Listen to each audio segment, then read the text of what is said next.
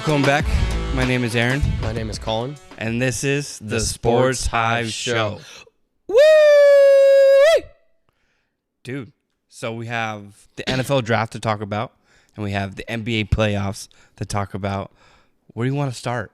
Do you want to start with sadness, or do you want to start with the NFL? NFL. All right, let's do it. So who went first overall in the 2026 NFL draft? Obviously, Fernando Mendoza. To the Raiders. Indeed, he did. And then we could just go through the whole shebang. Let's do it. Let's just go through the whole list. The Jets had David Bailey. Yep, the Jets take David Bailey, the edge from Texas Tech.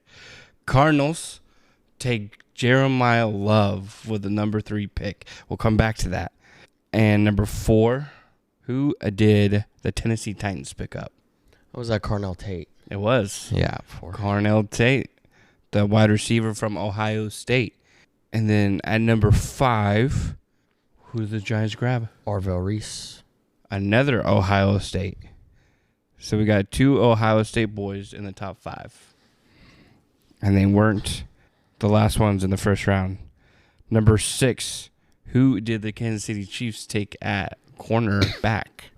This one was weird because they traded up for him. It was Mansour Delane out of LSU. Why did they pick him up at the number 6 pick and trade up for him? Because they were sitting at, 9? I think they were sitting at the number 9 pick and traded with the Browns. Yeah, they would have had to think that the Browns or the Saints or Washington would have taken him. Right. But those 3 other teams have a lot more dire needs other than a DB out of LSU that wasn't really projected to go first round, I don't think. Yeah, it was deep into the first. Yeah. And then with the number 7th pick, the Washington Commanders pick up Sonny Styles, Ohio State linebacker. Indeed. And then number 8, where did Arizona State Jordan Tyson go with the number 8 pick? The Saints. Do you like that match? I don't know. The Saints also have a lot more issues than needing another wide receiver. I agree. But we'll see. Probably more defensive issues than anything else. Right. So we'll see. I think they needed an edge. But number 9, the Cleveland Browns pick Utah Spencer Fano, offensive tackle from Utah. The first big guy to go. Yep. And then number 10, the Giants had the number 5 pick and the number 10 pick, courtesy of Dexter Lawrence going to the Bengals. From the Bengals. And who did they pick up with the number 10 pick? I knew you'd make me try and say this name. Exactly. Out of Miami. He's an offensive tackle named Francis Mariota. Yeah, something like that. I believe it is. Yep. Offensive tackle, which is awesome. So Spencer Fano and Francis, who are the top 3 offensive linemen to go off the board, top 10. And then number 11, Ohio State. Another Ohio State guy, Caleb Downs, goes to the Cowboys. There you go. And then with the number 12 pick, Miami Dolphins select Caden Proctor, offensive tackle from Alabama. And then this is where the number 13th pick was very surprising, especially at where it was at in the first round. I could have seen this guy going to the bottom of the first or even into the second round. Who did the Los Angeles Rams pick up? Picked up a one Ty Simpson. The second quarterback to go in the draft. Goes at number 13, which I don't think anybody's mocks had Ty Simpson going that high. Except for Orlovsky. True story. But I think throughout the draft day, people were talking about, like, his stock, like, rising for some reason on that specific day as opposed to any other day. Right. Which is weird. But and then number 14, the Ravens select an offensive guard from Penn State. I do not know how to say his name, nor will I try to pronounce it. I would just say Ione, I believe. Yeah, for his last name. That works. Number 15. Who did the Tampa Bay Buccaneers select? Staying in Florida, Reuben Bain Jr. From Miami, the Edge. I think Tampa Bay just scored. Well, there's a lot of quote-unquote steals and people that fell in the draft. Like Downs shouldn't have fell as far as he did, even though he was 11th pick. So the Cowboys and the Bucks both got very, very good players at 11 and 15, as you should. Correct, because Miami was slated in the mocks. The Dolphins at number 12 to pick Ruben Bain Jr., but they went offensive tackle instead and took Caden Proctor. But then that leads for Tampa Bay to roll in and take Ruben Bain Jr., which I think he's the best edge in the class. Did you see how for everybody who was in the green room during the draft, when they got selected, they had to walk down and then pick up their team hat and look into the into the mirror? Yeah, guess who didn't do that? Everybody else kind of did like their pose, like this, put their hat on kind of thing and pose. Ruben Bain Jr., did you see what he did? Mm-mm. That dude went straight down the tunnel, grabbed his hat without even looking at the mirror, and just bolted. As he should. Yeah, he was not posing. He wasn't doing anything. He has glasses on. Like, he looked like he was ready. I thought that was pretty sick. Business. Oh, yeah. Number 16, the first tight end to go to the New York Jets was Oregon. Tight end. Kenyon Sadiq. Yep. Which I think that's a great pickup for the Jets. And then number 17, offensive tackle from Clemson, Blake Miller to the Lions. Number 18, Caleb Banks from Florida, defensive tackle. Number 19, the Panthers select offensive tackle from Georgia, Monroe Freeling. And then number 20 was a wide receiver from USC, Makai Lemon. Did you hear the story on that? Which one? The Makai Lemon story during the draft.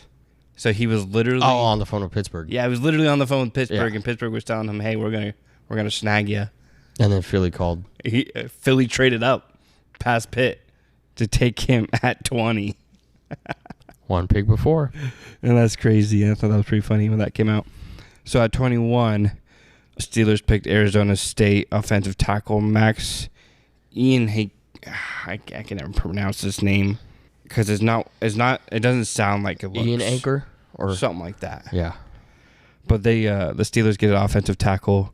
At 22, the Chargers picked Miami, Hakeem Mesidor edge. And then the Cowboys at 23 pick up a UCF edge, Malachi Lawrence. And then at 24, the Browns pick up a wide receiver from Texas A&M. KZ Conception. Yeah. I think that's a great pickup for him. And then the Bears. Who did the Bears pick up? Because I know you love the Bears. Well, yeah, you done breezed past the Lions and the Vikings picks, kind of. I mean, but you said them very quickly. Dylan Thieneman, a safety. Or Thieneman. Yes. Number 26, the Texans pick up Georgia Tech offensive guard Kylan Rutledge. 27, the Dolphins pick up San Diego State Chris Johnson, cornerback. And then number 28, the Patriots select offensive tackle from Utah, Caleb Lamu. Lamu? Probably Lamu, probably. Lamu. Number 29, the Chiefs pick defensive tackle from Clemson, Peter Woods. And at number 30, the Jets pick up wide receiver from Indiana, Omar Cooper Jr., which I think the Jets got two really good targets for what? Geno? Geno's out there. And then number 31, the Titans select Auburn edge Keldrick Falk. And then number 32, the Seahawks, the Super Bowl champions, pick up a running back. As they should. From Notre Dame, Jadarian Price. So 2 Notre Dame running backs going in the first round. So after They were the only running backs, yeah? Yes, they were.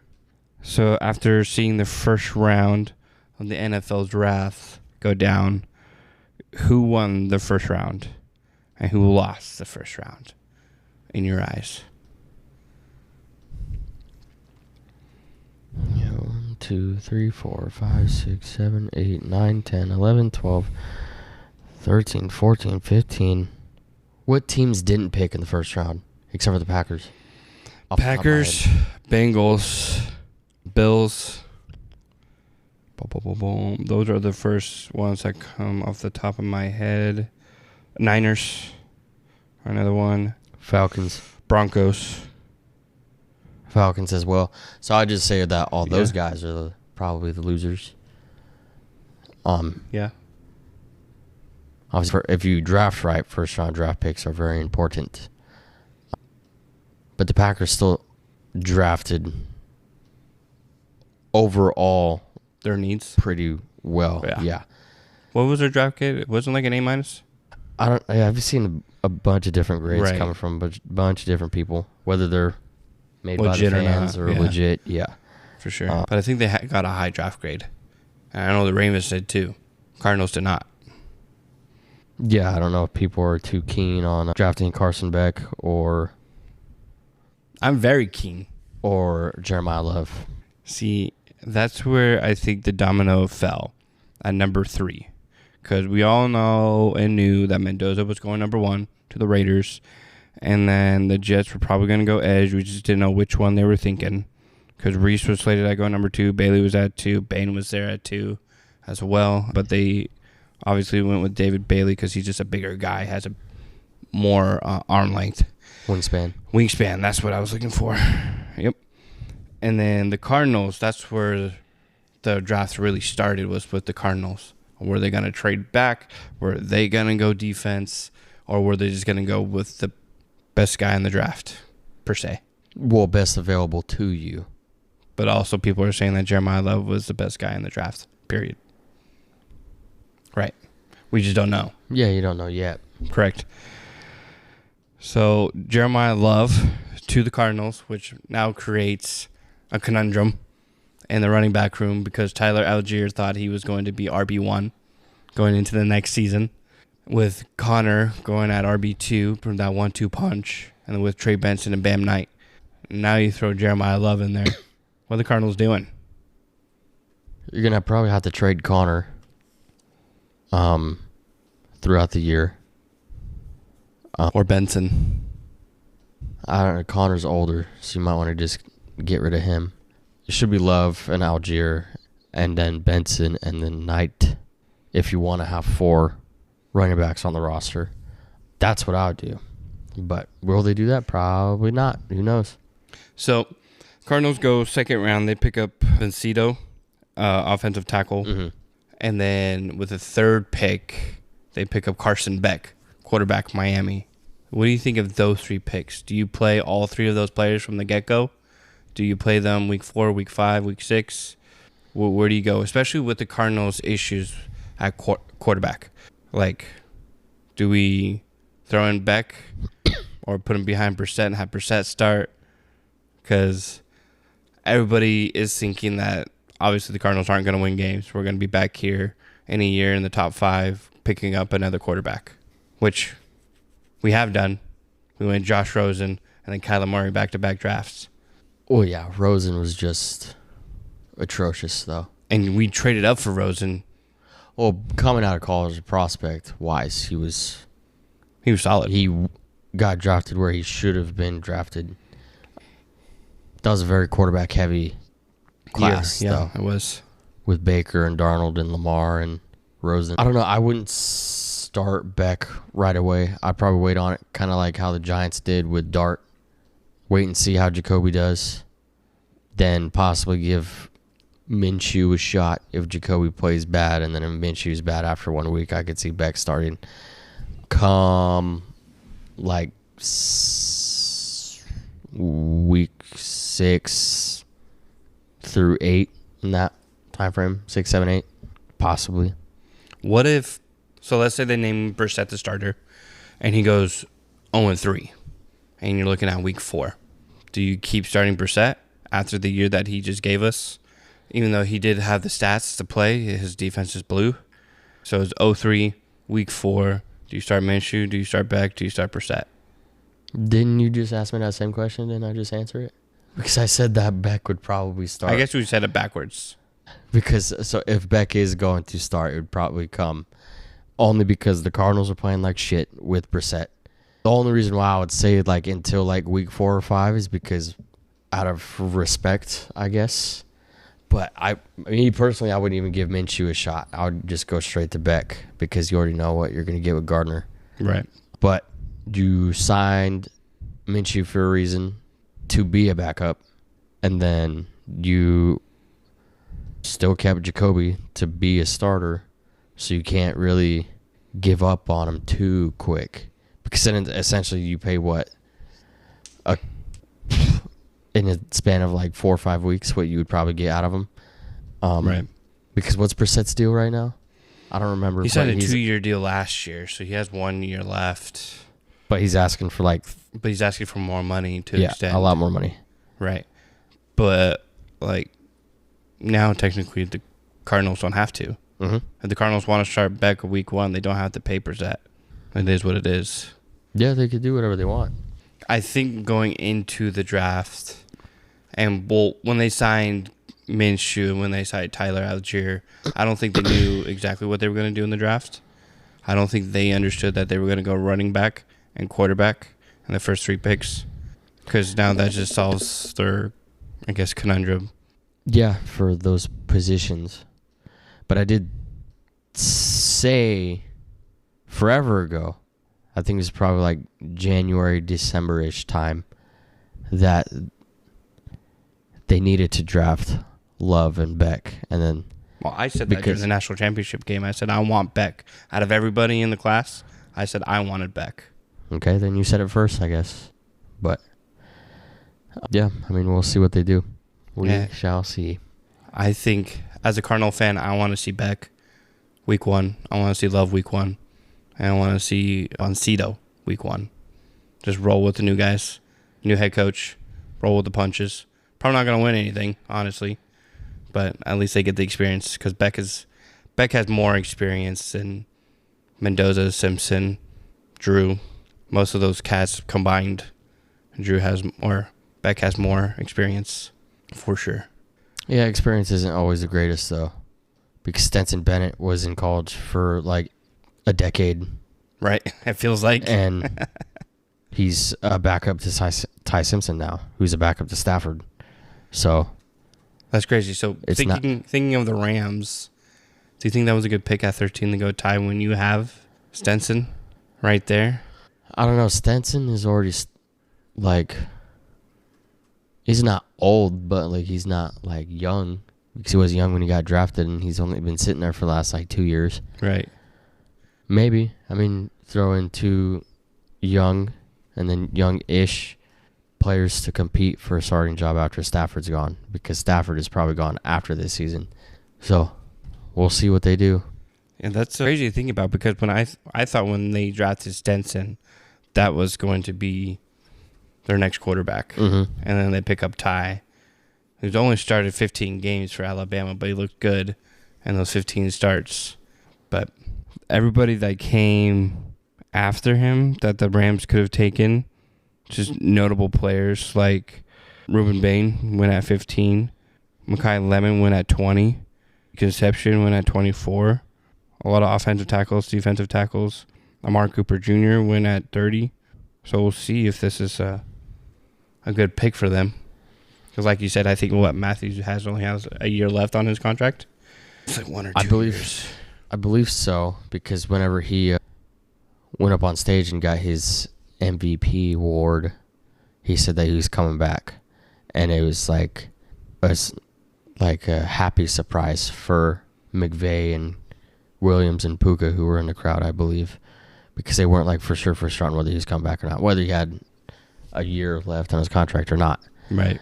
But you only get 1 more year of Matty Stafford in your division, then who to be, Stenson or Ty, or they'll just, draft another quarterback, make it 3. Good. Like the Browns. Packers. What was your favorite pick that the Packers picked this year? I don't know. There's 3 out of the... I think we had like 7 draft picks. Something like that, yeah. 3 of them I like, and that was Brandon Sisk. He's a safety. That was our pick 52. And then oh my goodness. I don't know. I think his primary position is a tackle out of Penn State. He's got a long-ish name, and I cannot remember it for the life of me. Danny Dennis Sutton, and he's an edge for Penn State. I love it. So Micah's alma mater. Oh, yeah, that's right. And then Trey Smack, the kicker, out of Florida. So I believe that's Florida. Yeah, it was. Yeah, I think he was a Gator. And I saw some Gator fans said that he was the bright spot for the Gators this last year. What was his stats? I never looked it up. Me neither. I've never. He go in the 7th? Was that the 7th round? Yeah, he was like on one of the last picks, as it should always be, whether it's fantasy draft or NFL draft. I'm looking for it because I want to see what his stats are, if he's missed any kicks. Well, yeah, it'll be almost impossible to not miss a kick. There it is. 6th round. Yep. Pick 261. Smacked. Served as a primary kicker for Florida for 3 seasons, finishing with an 82.8% career field goal accuracy. He gets adequate height on his kick, having only 1 blocked. Smack has accuracy and leg strength, making 10 of 13 attempts from 50-plus yards. His career long is 56, came in 2025. Smack also handled kickoff duties in college with just over 75% of his kicks resulting in touchbacks. That's a good kicker. And I guess he was ranked number 1 for kickers in his class. And did any other kickers go? That's what I was just looking at, and I don't see anybody, for any other reason, drafting a kicker. Right. In rounds 1 through 5, at least. Because it seems like everybody else is kind of like set-ish, no? Like at kicker? Yeah, I think so. So, looking for a punter went. Tommy Dahman fills. And I think that was it. There's like Brandon Aubrey got paid by the Cowboys. Jason Sanders got. You get paid too? Jason Myers got paid. That's right. Jason Sanders, I believe, got cut. But I think all the kicking spots for every team is pretty much settled. Makes sense. At least for all the good teams. If you're a shitty team, you can have a shitty kicker. You don't really have to worry about it. You don't worry about anything else. And then... Like even the Jets, though. The Jets have Nick Folk, and that dude's like 85. And he's... Feel like it. Still kicking good. Chiefs went quarterback in round 7. They picked up the LSU kid Garrett Nussmeier. So I think that's a sleeper pick right there for when Patty Mahomes retires in a decade. Yeah, for sure. And then somebody, I was just looking at it, and I'm blanking on the name. Oh, Chris McClellan was the defensive tackle that I was thinking that the Packers took out of Missouri, which they did take him. Then there's a defensive back as well that the Packers took. What happened to it? Damani Jackson out of Bama. So I think they drafted a safety, drafted defensive tackle, they drafted edge, they drafted DB, they drafted a kicker. All their needs. Mm-hmm. All their needs. And then the Broncos actually had the last 2 picks of the draft, 256, 257. Tight end linebacker. Yeah, the Broncos, I don't think have Dre Greenlaw anymore, so they're going to need a new linebacker. Because I think Greenlaw went back to the Niners. Yeah. Should be interesting. All those Ohio State boys, though, Downs, Stills, and Reese are all playing against each other in the same division. Huh. Look at that. There's That's Giants, right. Cowboys, and Skins. Yep. No love for the Eagles, though. So Just lemons. yeah. A.J. Brown should be traded soon, in theory, because you would have Brown, Smith, Lemon, Wicks, Hollywood Brown, I was talking Elijah Moore. Yeah. I was talking to a Patriot fan today, Eric from BNI. Oh, yep. A big Patriots fan. He was telling me his sources that the deal is already done, or whatever that means, and they're just waiting for June to hit or something. Oh, June 1st post June day 1st, because yeah. people pay less, I think. Right. So like there's a done deal is already written, but they're just waiting for June 1st. So we'll see what happens. If he's right, he's right. Well, yeah, it makes sense. Yeah, I could see a lot of. Even the same with George Pickens. George Pickens signed his franchise tag today. Yeah, so now he has to report for all the training and all the camps and stuff, but he could still get traded. But then Dallas says they're not going to trade him, but then they also said that with Micah. So That's true. And they gave him a fully guaranteed contract for the year. Yeah. Which was 20-something million. I can't remember what it was. But something crazy high. Yeah, I don't know why you would trade Pickens, though, because he was the best receiver on the squad last year. Well, it's kind of, he's probably good because he does have CD lining up across from him, because it's just how any 1-2 punch is, really. Right. Because who am I thinking of? Well, if you go back, you got Antonio Brown and Juju. Juju was really good because he had AB on the other side. And once AB left, Juju was nothing. It's a very true story. And then Pickens by himself was like, had hot flashes. Right. And then I don't know if that was just because of the quarterbacks that he had thrown to him or what. But then he gets a real number one with him. Then he becomes better. So he needs to go to a team that already has like a receiver as good as him, if not better. Right. But I don't know who that would be. Well, it was a good and fun draft. We'll see what happens this year with a lot of these teams boosting up their teams. We'll see who wins the Super Bowl. You think Seattle's going to repeat, or are we going to have a brand new Super Bowl winner? The Seahawks lost a lot of people on defense. And obviously, Walker on the offensive side of the ball. I don't know. We'll see. We shall see. I did say that after them winning, I would say the Seahawks are their favorite. But they lost quite a bit of their starters. They did. So, for sure. We'll see. And they're not going to be hurting that running back.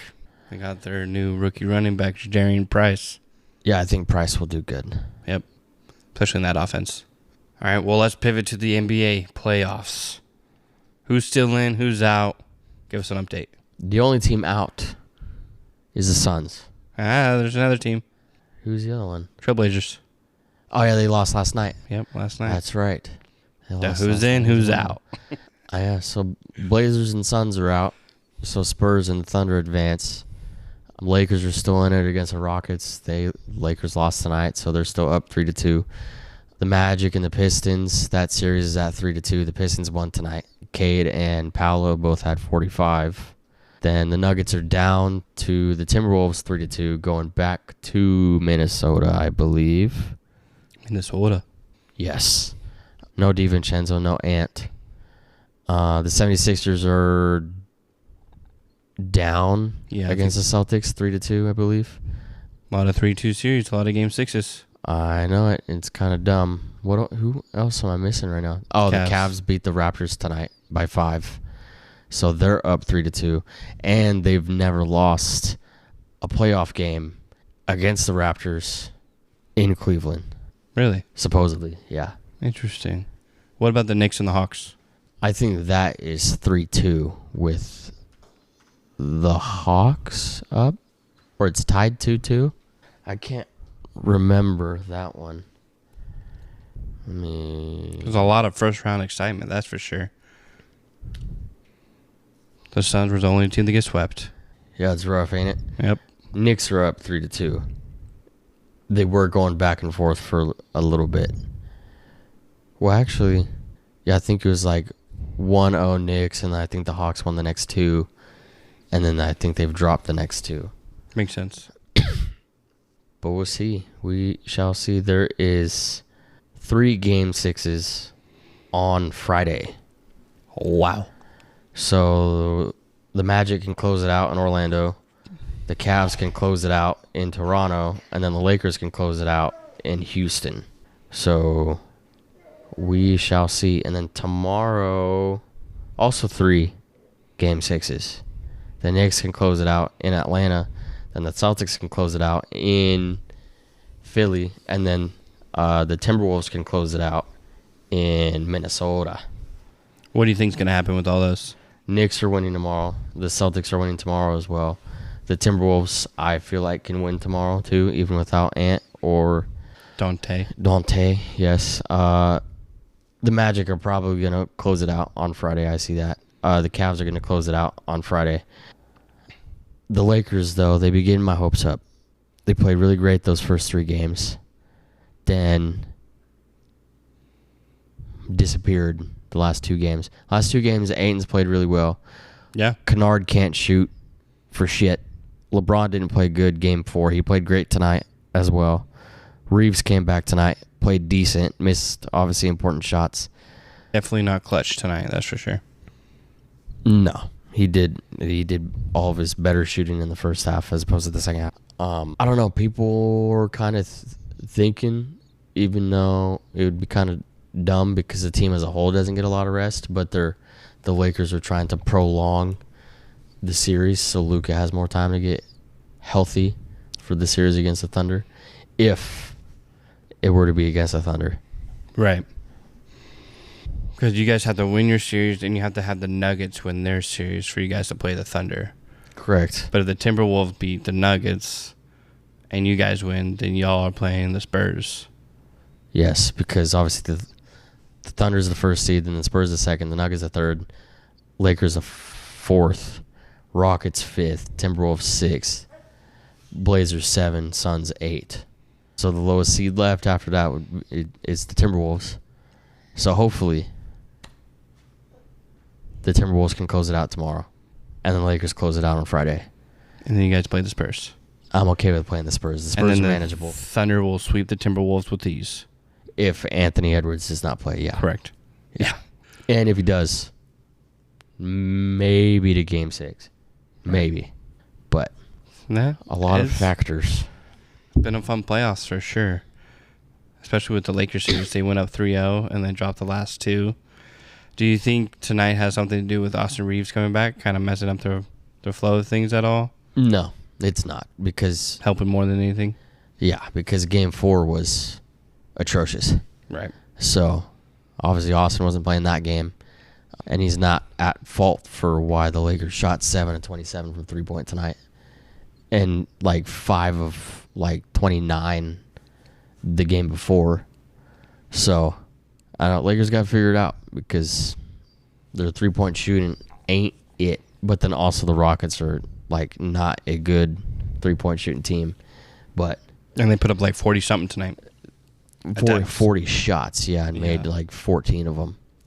So when you throw up 40 shots, I mean, some of them got to go in. That's true. So, and they also got to stop turning the ball over. The Lakers do.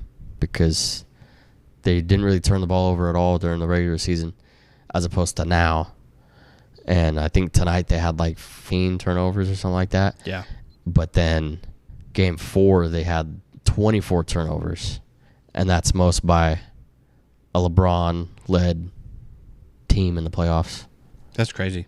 And we talked about it before we started this, that any team to go up 3-0 is 164-0 in that series. There's been 4 times where the team that had the O came back to take it to a Game 7, and that was the Nuggets back in the day, the Celtics 2 years ago, then the Blazers against the Nuggets in 2003, and then there's another one back in the 60s or 70s, and those, they all took it to Game 7, but they all lost. All lost to Game 7? Yeah.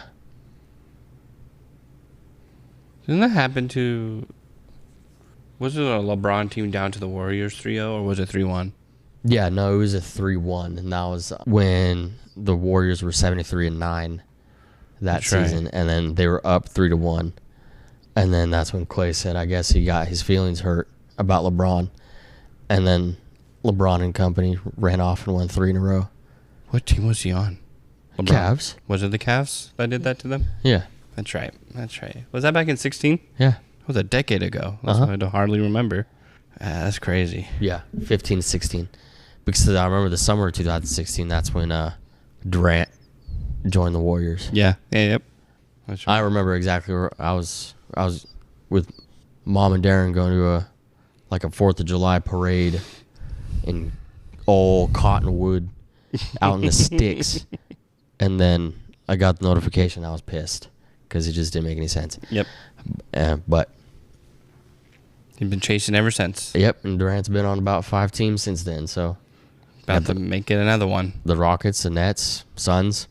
Am I missing one? Brooklyn. That's what the Nets are. That's true. Yeah. No, I think that's it. I think it's just Brooklyn, the Suns, and then the Rockets. In that order. Yeah. After Golden Yep. State. He's technically been on 6 teams. Started on the Sonics. Thunder. Then Thunder. Seattle. Yeah. Which, I mean, He was on the Supersonics for like a year or two during their transition over to OKC. 2. Yeah. Because, That's where he was drafted. yeah, they went over to Oklahoma City in 08, and that's when Russ got drafted. That's crazy. Crazy to think '08 was like forever ago, because it was. 18 years ago. That's nuts. All right, well, is there anything else in the sports world we need to talk about, NFL and NBA-wise? Got some key matchups this weekend when it comes to the NBA to hopefully close it off and start round 2 of the playoffs. NFL, Diego Pavia signed with the Ravens for 3 years. That's right, because homie Did not get drafted. went undrafted. And he was pissed. He sure was. I mean, I'd be a little booty tickled too if I was like a Heisman finalist and you go through 276 people. Booty tickled. Yeah. That's a new term. Uh-huh. Is that what the kids are saying these days? Nope.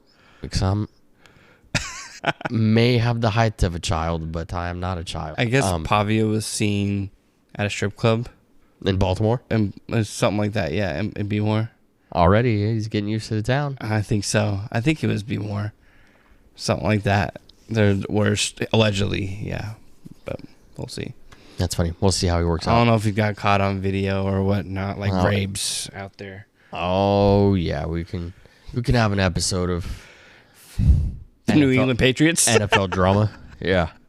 Because there's a lot. Vrabel, Diggs, Hill, Klay Thompson, even though that's NBA, but he's got drama going on right now. Yeah. It's been all over the radio. I'm siding with Megan Thee Stallion. I'm like, bro, Klay Thompson, though. Klay Thompson. Yeah. No, one of the best shooters of all time. Probably in top 5. Is he in the top 75 when that came out? Or was he just out of it? I think he's in the top 75. Yeah, I think so. I'll have to look at the list. I know that list came out like 5 years ago. I want to say he was up there at number 75. And this is the all-time list that they came out with. But no, yeah, Klay Thompson. No. He was snubbed out, huh? Mm-hmm. That's right. Just a 4-time NBA champion. You know, future Hall of Famer. He's going to be first ballot Hall of Famer. Yeah, there's other people in there that weren't in there that should be. I don't think Dwight or Powell or Mark Gasol, for that matter, made it. Powell didn't? I don't think Powell did. That's crazy to me. Because they were trying to compare, like, Kobe, Jordan, and LeBron, and, like, how many top NBA, like, top 75 all-time, like, teammates that they had on their teams at a time. Braun, of course, had the most. Then MJ had whoever, Rodman, Pippen, Gilmore, Harper. And I don't think Kobe had anybody besides Shaq. Yeah. Because I don't think Fisher was there. Powell wasn't there. Bynum wasn't. Well, Bynum shouldn't have been. But Odom, just important players, you know what I mean? Yeah. They weren't there. I could be totally wrong. We have to do an episode of just talking about the 75. Yes. That'd be a good one. Well, cool. Well, we'll go ahead and end it there. Thank you for everybody watching. As usual, go ahead and subscribe on YouTube, Spotify, and Apple, and let everybody know of our podcast. Share with your friends and family members. That'd be much appreciated. That'd be much appreciated. But until next time. Yippee.